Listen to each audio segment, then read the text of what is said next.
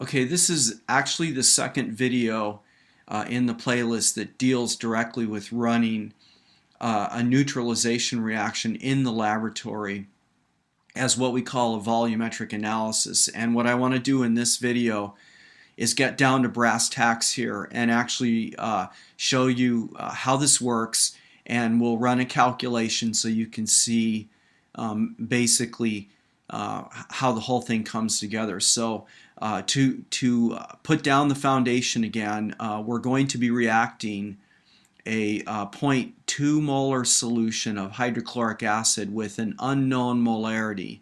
So I'll put my question mark back here. Unknown molarity of a sodium hydroxide solution.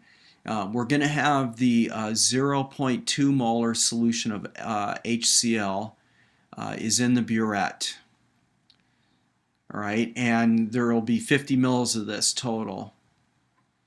And in the collection flask, we're going to have X molarity of NaOH. And the total volume is going to be about 20 milliliters total. So we will have carried out a chemical reaction actually in the collection flask with about 20 mLs of water. And then to this, we're going to add between 4 to 5 drops of bromethymol blue.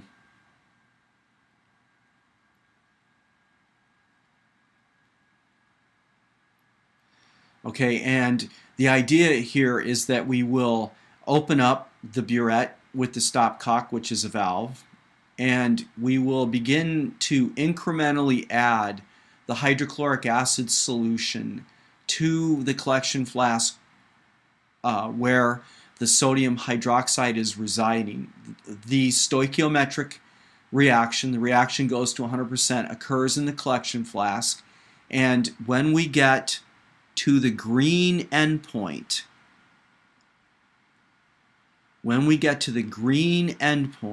then we know the reaction is over, because at the green endpoint the pH of the reaction is 7, and at that point we've reacted all of the sodium hydroxide. Because we're adding the hydrochloric acid incrementally, the last little bitty drop that went in here reacted completely with the NaOH, and the only material left in the collection flask is water and a neutral salt, and the water is pH 7. Okay, now I want to try and build a strong practical reason why you're doing this. All right, so neutralization reactions are used all the time in industry to quantitate things. So what I normally do in the laboratory is to do this experiment is I have my students carry out a chemical reaction where they take sodium metal, which is a light gray, very soft metal, and I have them react it with water directly in a collection flask, so in an Erlenmeyer flask. And this reaction is stoichiometric. It's a vigorous reaction. Usually there's flames and heat. We get two products out of it. We generate a solution of sodium hydroxide, and we produce hydrogen gas. And the hydrogen gas, because so much energy is released in this reaction, it actually ignites the hydrogen, and that's where the flames come from. But the main thing is that we produce an aqueous solution of NaOH in a collection flask. So we carry out the reaction actually in about 20 mLs of water, and the resulting solution is NaOH. And here's the key. What I do is I don't tell my students what mass of the sodium metal that they've been given. So they get this chunk of metal, they react it in the water, the reaction goes to completion. It's a lot of fun for them to do. You produce the solution of NaOH that is in a collection flask, and then that's the material that we titrate here.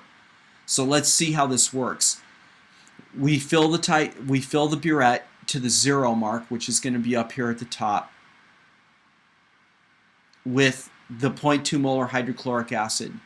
We then open the stopcock and we titrate this thing. So I'm using the word titrate, which means that I add incrementally the hydrochloric acid to the collection flask with the NaOH. Now, as you do this experiment, it's important to recognize that you need to agitate the flask while you do this.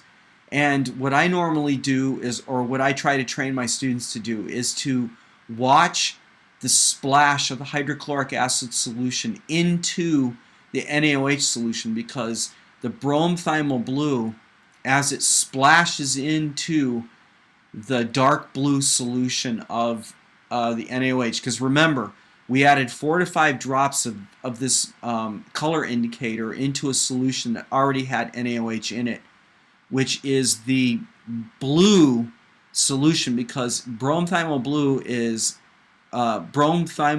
is blue where the pH is greater than 7, which is what the situation you have at the beginning of this reaction. So as each little splash goes in, you'll see a little jet, if you will, of yellow.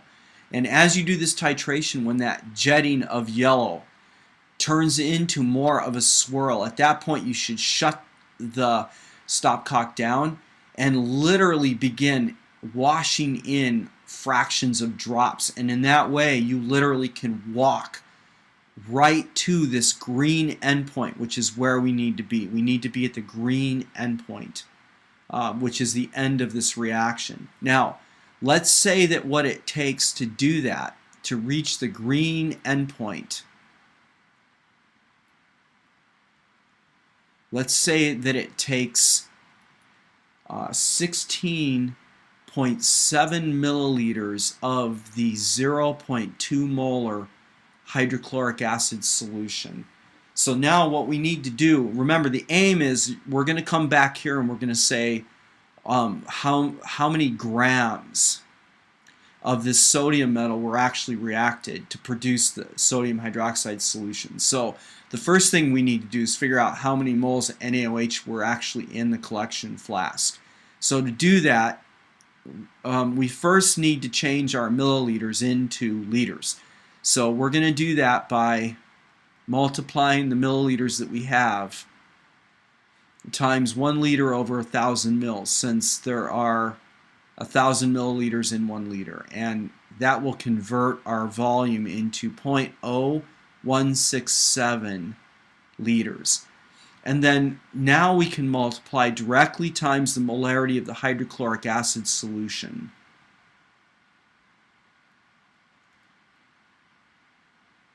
And you see that what happens is that the liters cancel. And what we're going to end up with here is going to be 0.0034 moles of HCl.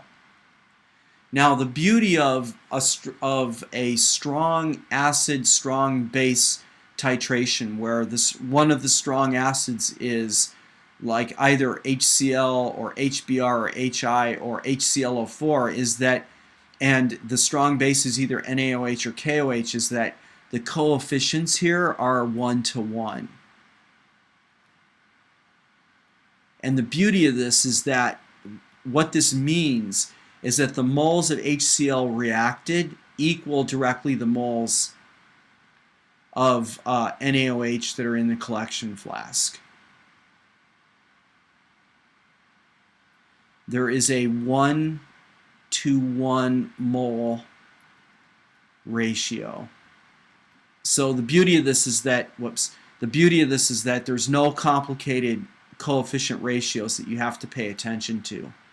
The whole system is 1:1. So this is actually the moles. This is actually the moles of NaOH that were originally in this collection flask. Okay, so we reacted this metal with the water, and it produced 2 moles of NaOH. It's a 2:2:2 ratio. So this ratio here is actually also 1:1. And so all of the NaOH that was produced was a solution, a molarity solution of NaOH that was in the original collection flask. So this NaOH is the NaOH that was produced in our reaction here. So this is also equal to the moles of sodium metal that were originally reacted. So all we have to do is multiply by the molar mass of the sodium to find the sodium metal. And so the grand total is about 0.078 grams of Na metal was reacted in this example. So this is a beautiful way to show how this type of laboratory experiment can be used to quantitate something that you did somewhere else. So like maybe in a wastewater treatment plant, for example, they need to know the concentration of H plus or the concentration of OH minus in a given sample of water, and they can use a titration to figure that out. All right, and with that, I'm going to go ahead and close this video.